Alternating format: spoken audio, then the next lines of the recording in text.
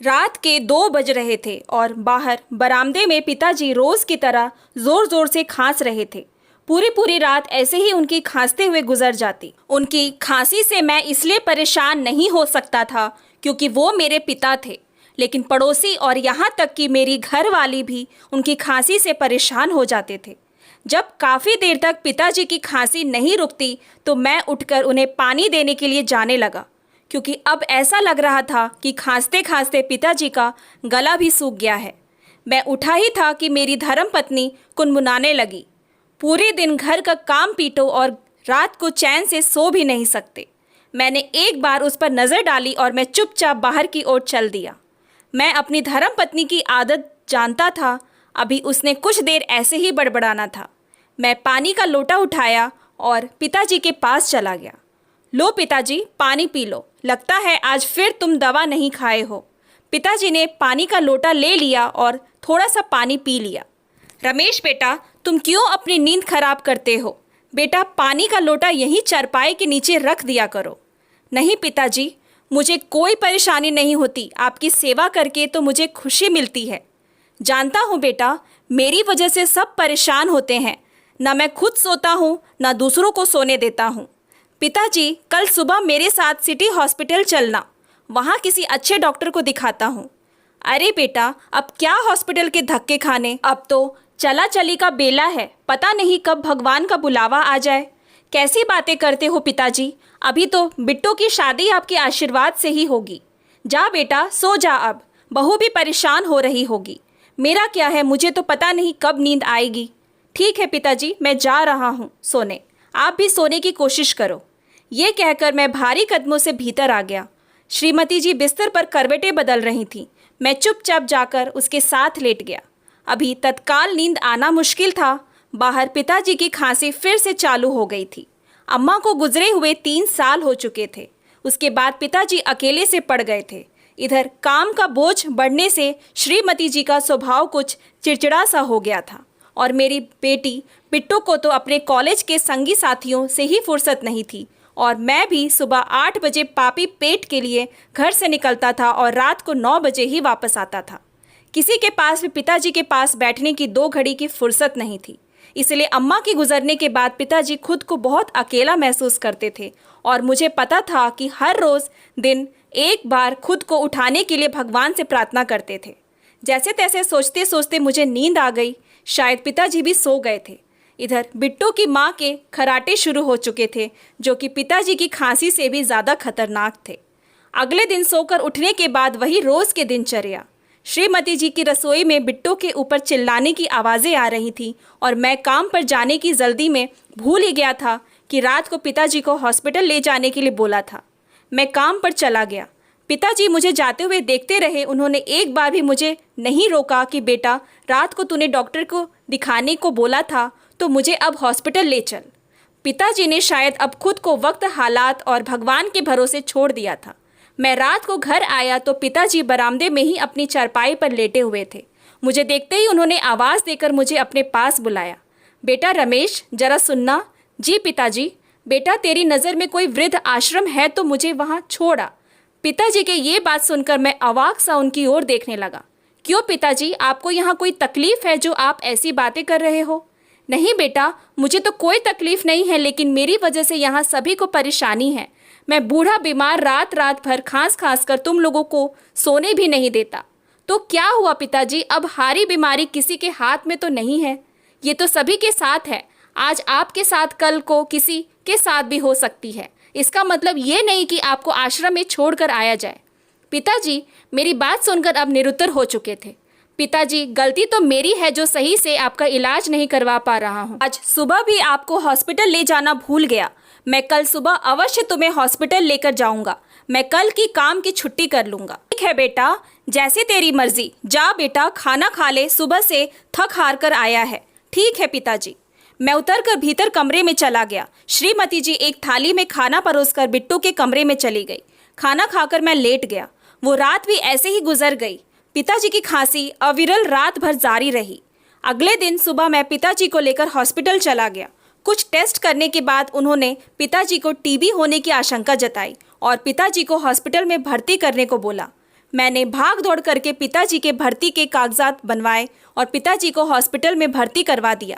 अब समस्या ये थी कि रात को तो हॉस्पिटल में मैं रुक सकता था, लेकिन दिन में कौन रुकता। मैंने घर पर फ़ोन करके पिताजी के एडमिट होने की बात बता दी, जिसे सुनकर श्रीमती जी ने राहत की सांस ली। पिताजी को वार्ड में शिफ्ट कर दिया गया था। बुढ़ापे की सभी बीमारियों ने पिताजी को घेर लिया था।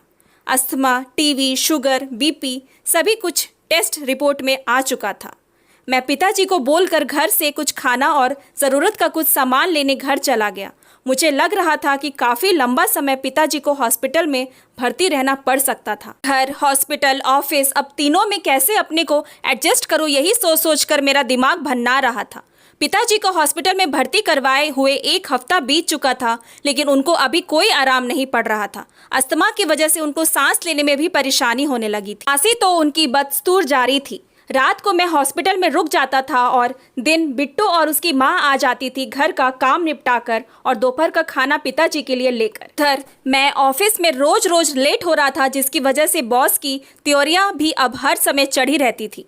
उस दिन मैं ऑफिस में कुछ फाइल में उलझा हुआ था कि ऑफिस के नंबर पर मेरे लिए फ़ोन आया। उधर से बिट्टू घबराई हुई बोल रही थी। किसी अनहोनी की आशंका से मेरा मन कांप रहा था। मैंने कांपती हुई आवाज़ में बिट्टू से पूछा, क्या हुआ?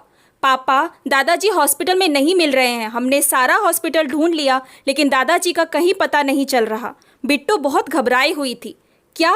ऐसा कैसे हो सकता है? वो तो चल फिर भी नहीं सकते, इतने कमज़ोर हो चुके हैं, वो कहाँ जा सकते हैं? पापा, सच बोल रही हूँ, दादाजी हॉस्पिटल में नहीं है। आप जल्दी यहाँ आ जाओ, मम्मी भी बहुत परेशान है। ठीक है, मैं हॉस्पिटल आ रहा हूँ, तुम घबराओ मत, मैंने बिट्टू को दिलासा दी। मैंने अपने बॉस को सारी बात बताई। उसने भी मेरे साथ सहानुभूति दर्शाई और कुछ पैसे मुझे देते हुए बोले कि रख लो, काम आएंगे। उस एक पल में ही मेरे बॉस से सारे गिले शिकवे खत्म हो गए। मैं हॉस्पिटल के लिए ऑफिस से निकल गया। हॉस्पिटल पहुंचा तो वहां श्रीमती जी अपने सिर पर हाथ रखकर बैठी हुई थी। उसके साथ बिट्टू भी उदास सी बैठी थी। क्या हुआ? कहाँ गए पिताजी? मैं बदहवास सा बिट्टू से पूछ रहा था। पता नहीं पापा, मैं और मम्मी जब थोड़ी देर पहले खाना लेकर पहुंचे तो दादाजी अपने बेड पर नहीं थे। हमने थोड़ी देर उनका यही इंतज़ार किया, लेकिन जब दादाजी नहीं आए तब हमने उन्हें ढूंढना शुरू किया, लेकिन वो कहीं भी नहीं मिले। बिट्टू की बात सुनकर मैं और ज़्यादा चिंतित हो गया था। मैंने नर्स, वार्ड बॉय, डॉक्टर सबसे मत्था मारा, लेकिन कहीं से कोई खबर नहीं लगी। इस तरह अचानक बिना बताए उनका हॉस्पिटल से यूँ चले जाना मुझे अजीब लग रहा था, जबकि वो इतने बीमार थे। इतनी बीमारी में वो कहाँ जा सकते थे? मैं इसी चिंता में डूबा हुआ था कि श्रीमती जी का बड़बड़ाना शुरू हो गया। अब क्या जवाब देंगे लोगों को? सारे रिश्तेदार पूछेंगे कि क्या हमने पिताजी की संभाल नहीं की, जो वो ऐसे बिना बताए लापता हो गए। बिना बात का कलंक लग गया माथे पर। बात तो सही थी, लेकिन अभी ये सब सोचने का वक्त नहीं था। लेकिन सबसे पहले मुझे उन्हें ढूंढना था, उनकी तलाश करनी थी। लेकिन मैं एक दोराहे पे खड़ा था, मुझे समझ नहीं आ रहा था कि क्या करूं। मैंने अब अपने रिश्तेदारों में फ़ोन करने शुरू किए, लेकिन वो कहीं भी नहीं पहुंचे थे। जहां तक मुझे पता था, उनकी हालत ऐसी नहीं थी कि वो किसी के घर जा सके। शायद वो हॉस्पिटल में निकले हों और रास्ते में उनके साथ कोई अनहोनी हो गई हो। ऐसी आशंका के जेहन में आते ही मेरा मन कांप गया। घर पहुंचे तो अड़ोस पड़ोस में ये खबर जंगल में आग की तरफ फैल गई कि रमेश के पिताजी हॉस्पिटल से गायब हो गए।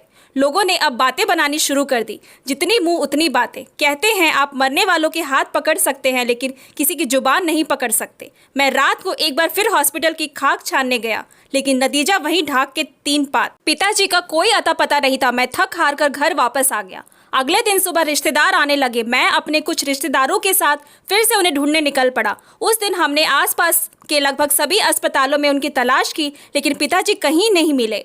मैंने सिटी हॉस्पिटल के पास वाले थाने में पिताजी की गुमशुदगी का रिपोर्ट भी लिखवाई, लेकिन अभी तक इन सारी कोशिशों का नतीजा कुछ हासिल नहीं हुआ था। ऐसे ही 1 हफ्ता बीत गया। अब रिश्तेदार भी आना बंद हो गए थे। मेरा ऑफिस जाना भी हाल फिलहाल बंद था। उस दिन मेरे मामा जी का लड़का और मैं सफदरजंग हॉस्पिटल में पिताजी को ढूंढ रहे थे।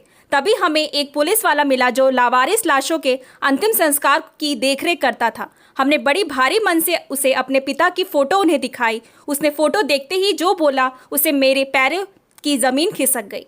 उसने बोला कि मेरे पिताजी का शव 1 हफ्ते पहले ही उन्हें इसी अस्पताल के पार्क की रेलिंग के पास मिला था। एक हफ्ते तक जब कोई उनकी खोज खबर लेने नहीं आया तो आज उनकी लाश को अंतिम संस्कार के लिए राजघाट पर जो विद्युत शवगृह है उन्हें अभी 1 घंटा पहले ही वहां भेजा है। पिताजी को गुजरे हुए 1 हफ्ता हो चुका था। हम दोनों भाई राजघाट की ओर दौड़े। शायद पिताजी को मेरा कंधा नसीब होना लिखा था। तभी बिल्कुल आखिरी पलों में हमें उनकी खबर लगी थी। हम लगभग 1 घंटे बाद राजघाट पहुंचे और वहां के इंचार्ज तुली साहब से मिले और उन्हें पूरी बात से अवगत कराया। तुली साहब एक नेक दिल इंसान थे। जब मैंने उन्हें कहा कि एक बार कम से कम बच्चे अपने दादाजी के अंतिम दर्शन तो कर लेंगे, तो उन्होंने ये सुनकर हमें शव को ले जाने की अनुमति दे दी। मैंने घर पर फ़ोन करके सारी बात बताई और उन्हें बताया कि मैं पिताजी का शव लेकर आ रहा हूँ। ये सुनते ही घर में कोहराम मच चुका था। मैं शव वाहन में पिताजी को घर की ओर लेकर चल दिया। अब सब कोलाहल शांत हो चुका था। अब पिताजी की खांसी किसी को परेशान करने वाली नहीं थी। मैं निर्विकार भाव से एकटक पिताजी की ओर देखे जा रहा था। उनकी एक मौत ने कितने लोगों का कोलाहल शांत कर दिया था। Thanks for watching. Please like and subscribe my channel.